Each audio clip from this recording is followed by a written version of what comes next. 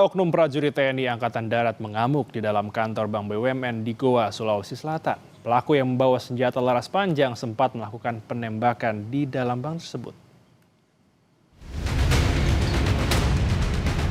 Kamera CCTV ini merekam saat oknum TNI Angkatan Darat yang berpakaian sipil menenteng senjata laras panjang di dalam sebuah bank BUMN di Goa, Sulawesi Selatan. Pelaku yang berpangkat prajurit kepala itu memaksa menemui salah seorang pegawai bank tersebut. Pihak bank yang merasa terancam meminta bantuan unit Intel Kodim Goa. Pra-KS yang tak terima diamankan sempat melakukan penembakan di area bank. Beruntung tembakannya mengarah ke dinding. Pelaku yang berasal dari Divisi 3 Kostrad langsung dibawa ke kantor Kodim 1409 Goa beserta barang bukti senjata laras panjang dan puluhan amunisi. Sehingga anggota unit Intel datang ke sana. Pas datang ke sana, yang bersangkutan ini kaget.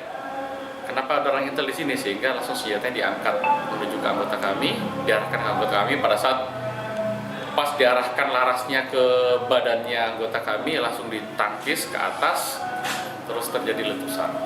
Ada kejadian ini langsung kami berkoordinasi, langsung kami informasikan sehingga yang bersangkutan sudah diamankan oleh satuannya.